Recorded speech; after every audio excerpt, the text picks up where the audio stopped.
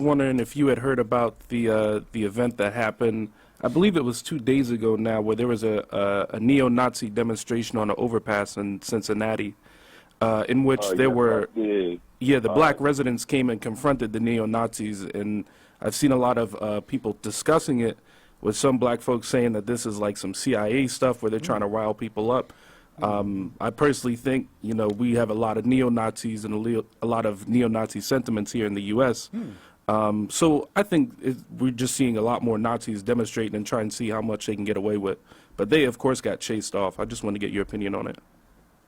Yes, I mean, I saw it. It wasn't that many neo-Nazis, but I did see it. They got chased off. And yes, you're right. They're all around. They're big Trump supporters. And like I said, you know, Donald Trump has removed the stain of shame, you know, from racism. You know, you can be outwardly racist. You know, under the Democrats, you can be racist, but they like you to be a little bit more covert with it because they're just as racist as the Republicans. They just operate differently. I do think black people need to be very, very sure as to how we move. I could definitely see some sort of a race clash. I think they're trying to engineer that. You know, but I think the migrant situation is what they're going to tackle first, and then they're going to turn themselves on us. So right now you see a lot of white energy going towards getting, you know, the immigrants out the country. And then once they're done that, I think then they're going to turn their energy on us. Because, see, here's the thing. Donald Trump got 4 years in office. He can't run again. And so what he has to do is he has to keep white America distracted from the fact that he's not going to deal with their health care. He's not going to deal with their unemployment. He's not going to deal with corporate welfare. He's not going to deal with wealth inequality. So he knows that if he feeds them these little emotional issues like the border crisis and, you know, government efficiency and critical race theory, you know, he knows how to push their heartstrings to keep them emotional and riled up, but he's never going to tackle the issues that matters most to white America. Same thing the Democrats did with us. You know, they'll give us a Juneteenth holiday. You know, they'll push the LGBT. But what about wealth inequality? What about police genocide? What about mass incarceration? The job of the president is to distract the people away from issues that really matter and keep them emotionally tied to all this other garbage that doesn't matter. The reason Donald Trump is pushing his government efficiency, because that's going to keep the American people's attention off the fact that he's doing nothing about wealth inequality and nothing about corporate welfare.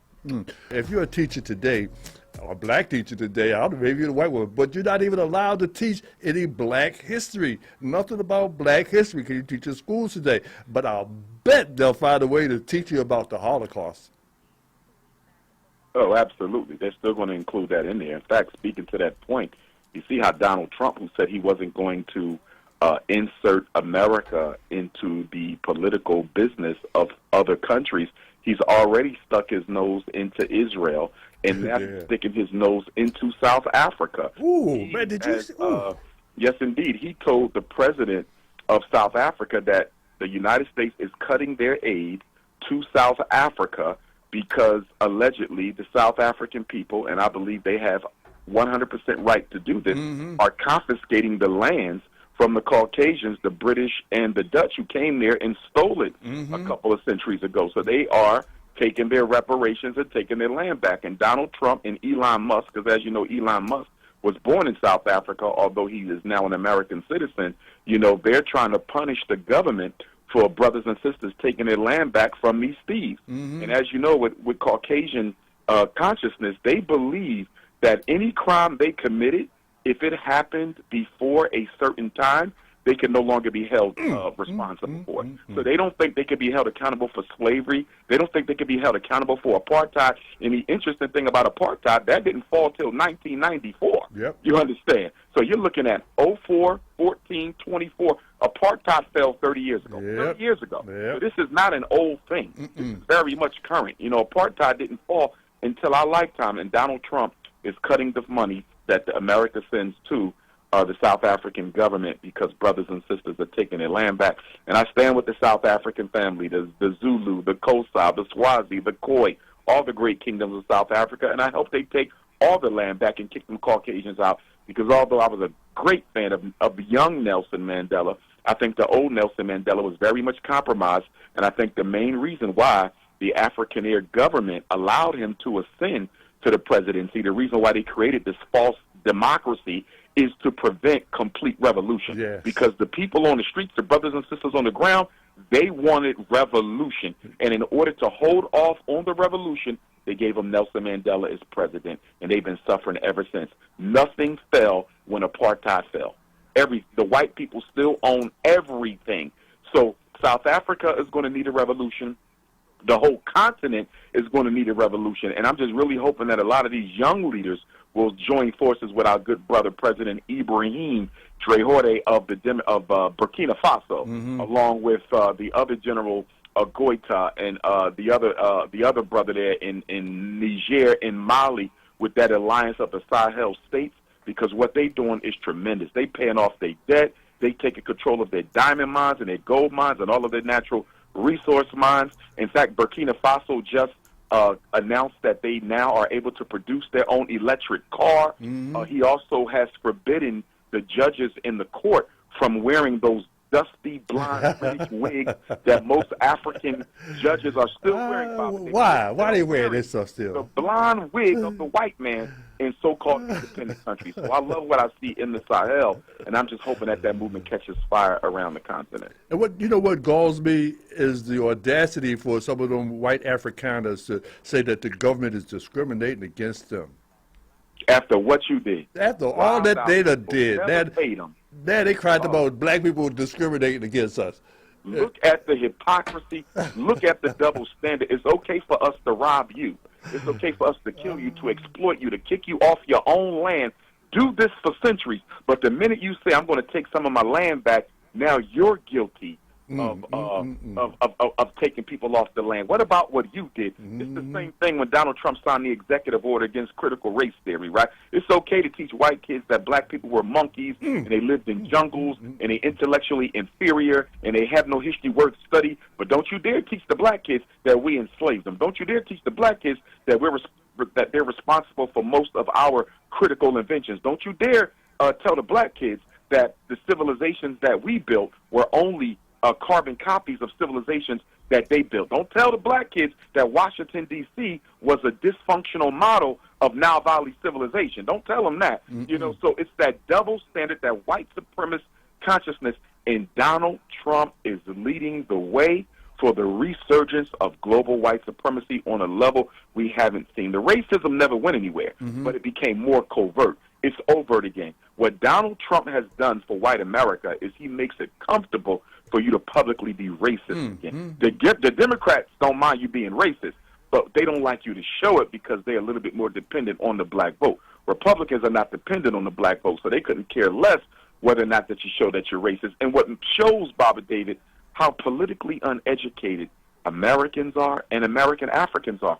The reason Donald Trump is putting so much attention on government efficiency with this Department of Government Efficiency that he put, the reason he's making the American people think he cares about saving America's money, that is a distraction, Baba David, from the fact that he's going to do nothing to hold the corporations responsible. He's going to do nothing to make sure corporations pay the taxes that they should be paying. He's going to do nothing to stop the corporate welfare that the United States government gives to these corporations. This whole government efficiency movement that Donald Trump is a scam. It is a fraud. It is a distraction so Americans won't ask, when are you going to start charging these corporations, your friends in corporate America, when are you going to start charging them the type of taxes that they should be paying instead of passing that bill down to the American people? They're never going to ask that question because he has everybody distracted on government efficiency. Forget about government efficiency. When are you going to start making corporations pay the percentage of taxes that they should be paying? Well, when you talked about South Africa and America talked about not giving them USAID and not giving them any more aid, I mean, isn't Africa rich enough that they can be sustainable on themselves? Don't they have the resources? The problem is, Baba David, so much of Africa has been privatized. So, for example, you look at South Africa. South Africa, Nigeria, we know the Congo is the richest piece of land, period. And speaking of the Congo, Elon Musk is such a big hypocrite, too, because you know that the materials he uses for his Tesla car, Yeah. they're bought from companies that depend on forced child labor in the Congo. Ooh, you know that. no. And Donald Trump is worried about South Africans taking their land back, but you're not doing anything about Elon Musk or Wow. Bill Gates doing business with companies who get their minerals from the Congo as a result of child forced labor. Wow. Look at the hypocrisy. But the other thing that I was going to say a minute ago, I forgot my train of thought before. About South Africa and the aid, and don't they have enough resources Here's the to problem support about it. themselves? 90% of the resources in South Africa are privatized, and they're privatized by white people. Remember, apartheid changed nothing. Apartheid did not lead to a redistribution of the wealth of South Africa at all. So when you say, why does a country as rich as South Africa need aid from America with all the diamonds and gold they have in South? You know why? Because the government owns nothing. That's why. The South African government has to depend on handouts from white companies because the Caucasians of apartheid still own everything. They own most of the wealth. So South Africa does not, like most African countries, South Africa does not benefit from its own wealth because Nelson Mandela, the ANC, and that whole movement to destroy apartheid never led to a radical redistribution of the resources. That is the problem in South Africa now. That's why South Africa youth has one of the highest unemployment rates in the world because South Africa doesn't own its resources. That's why they have to depend on handouts. It's the same thing for all the African countries. Many of them. Why do you have African countries importing stuff that they can make themselves? It's because so much of their resources and so much of their land has been privatized. They're being sucked dry by the Arabs. They've been sucked dry by the Caucasians, and now they're being sucked dry by the Chinese. So listen, we have a caller on the phone line from Germany. We're going to talk to Rick from Germany. How you doing today, Rick? Good day, fellas. Not feeling too good, but my question for Dr. is, are the South Africans still saddled with HIV and AIDS and tuberculosis? I would say that all African people are still saddled with that. So that's still even an issue here in the States. But what happened was, with the ascendancy of Barack Obama in his LGBT campaign, they stopped pushing information and statistics about the HIV rate, particularly amongst homosexual males. If you notice, before Barack Obama became president, you always saw information about the threat of AIDS within the gay black male community. You always saw it. It was like, gay black male, 50% of homosexual males will contract HIV, most will die. When Barack Obama became president with that new population control strategy of LGBT to our children, they stopped educating black men about the health risks, to unprotected same-sex relationships. So AIDS is a big problem everywhere. It's just not being pushed because they're pushing the LGBT. And it's going to be hard to push the LGBT on our kids and at the same time tell them that this lifestyle increases the likelihood that you're going to leave this planet a whole lot sooner than you should have. But even in the LGBTQTASYZ community, they practice racism. You don't see them. You don't see them supporting no black issues, even though they have black gays. Nothing. And that feminist movement is a joke. You never see these white feminists or brown feminists or yellow feminists. You never see them stand up for black women when they get fired from jobs for their natural hair. You never see them stand up for black women when they're murdered and killed by police or cut up into pieces when they go on dates with these Caucasian males. And for the life of me, I can't believe black women are still going on blind dates with white men. I mean, we are literally out of our minds. We have to be. What is a black woman doing going on a blind date with a non-African man? I mean, they can barely be safe with us. They're looking for a bag. Outside the community. Absolutely. They're looking for a bag. It's just ridiculous. And, the heart of this, gentlemen, the heart and soul of this issue, and this is why we need a whole new set of New Year's resolutions, political resolutions and cultural resolutions, New Year resolutions for African people, is we don't want to admit two things to ourselves. We don't want to admit white people are racist. We don't want to admit that. and we don't want to admit we hate ourselves. In order to solve this problem, you have to admit that these two things are 100% true for most African people in America. We hate who we are, and the people we want to be will never accept us. Until we accept those two realities, we change nothing. Not a thing. It's just each generation just keeps going in circles because you're not going to accomplish anything until you become who you are. That's, first of all, you can't reach your full potential until you fully understand who you are. Absolutely. And because you're running, the reason we can't do anything in the name of our blackness, we can't do anything in the name of our race, we can't do anything in the name of our community because nobody wants to be a part of it. You see, everybody's running around with all these other titles. You know, I'm just a child of God. I'm not a race. You know, race don't exist. You know, I'm a Cherokee Indian. You know, I'm a Native American. I didn't come from Africa. No, I'm an Asiatic black man. No, I'm from Morocco. You know, all these foolish identities, none of them are true. Roll up your sleeve, take some DNA test, and you'll find out you're African just like everybody else. And it's amazing, Baba David, because every other race has admitted that the first ancestor in their ancestral land was an African. The Chinese geneticists have already concluded the first person in China was an African. The first person in India was an African. The first person in Mexico was an African.